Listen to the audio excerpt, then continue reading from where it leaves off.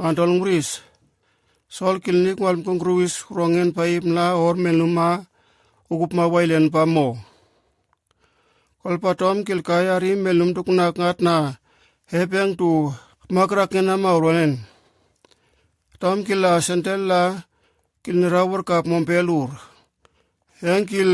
yakanjong klek ngatnite tu wana tu suta kaya atning yang kimama maurwalen atnewe pa kanyo anong Damaskus. Melum betna hep makrakena maurwanen pa kil atning kolpa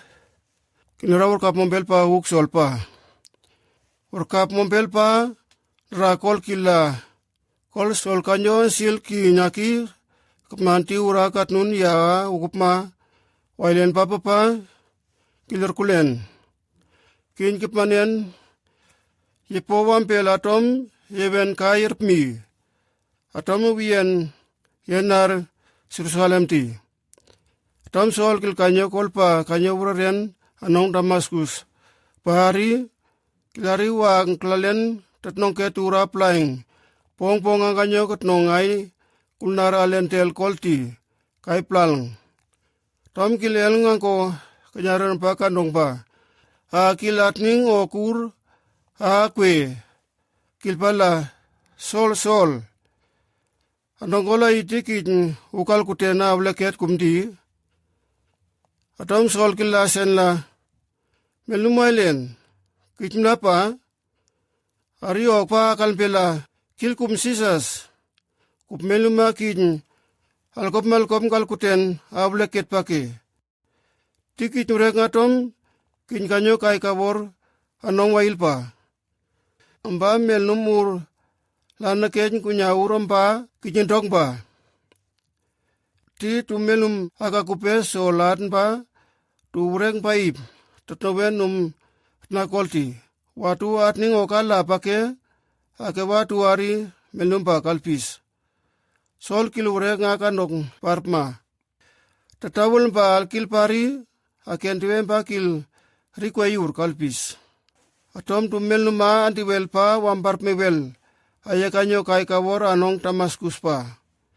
kilun pa ore rempa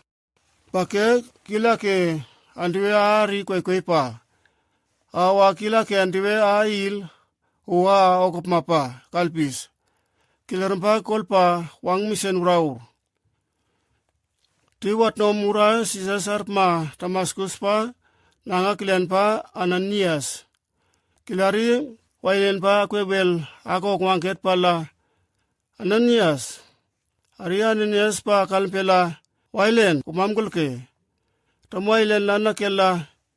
kiturek ngoria pa kai ya tunabutla ya utepa kitnyo oria pa kai palngwana sutaspa kitisen melumura anong Tarsus nanga kilian pa tunabutla sol kilpa amir pa wan pake pakin kawar rivelo kilo klalan nakim arwailen rpmapa kilutan kum plantel kwe yur kolen o kwangket pa epese tikila riwe lala kitnya Ananias bakai riweleng wam elwel oklalan ki waileneng iking klinyul pa kilpa palngor eng rikway pa Ananias akal pe wailen pala kumla kola kai riwel pake kupmatninga tu melum wailet lakatina kop melum pala kil meluma tong paip mukurong manto tu urong kin kepman hute wor akityenet na kinyar Jerusalem tekil pekeng no Damaskus ti namboken urkap nongket atu melum tuknaken atu makraken alkela kilorkul tu mena kaporkul ko alen kijangkat nang akityen patom uyoya kinyar rmi wantupning ariwailen lana kela kingayo solpa meluma kum dakway kolen ko sakal kotuang akupmen ala iki kwapa akupmen eng yen nang akupmen kai laron nakitu meluma ke asuta atu melum tuknak wail nahep atu wrongin kipman a Israel akum inga plantel lai nga kiler ki kalkuten au leket aur heng ingiten hiki kwap alaron nanga kupnyela Ananias kilat ningok lala wailen kilana kelkol paplang pa kila katila kilkayari wana solar pepa kolti kilkai kawor wan nenai helng wa mele solpa akila melu moral kupma mdek ngukupma sisas wailen sisas kilokwa wom kulang kintike sisas kilalkil meluma pakeng pangtej ako kenyari apa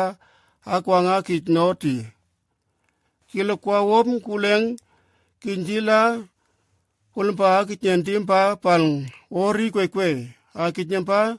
wimma urwora marwalen ndiwe atom bendergen kolti kwa yur kol yulker ura kampri ulpa solpa ngakok nyar kanokai awulpa kilpa palngor hari kwe pawom tunaren nanga sisas pa kalukel plan pa kilawi o pa alom atom kilawi nongket pake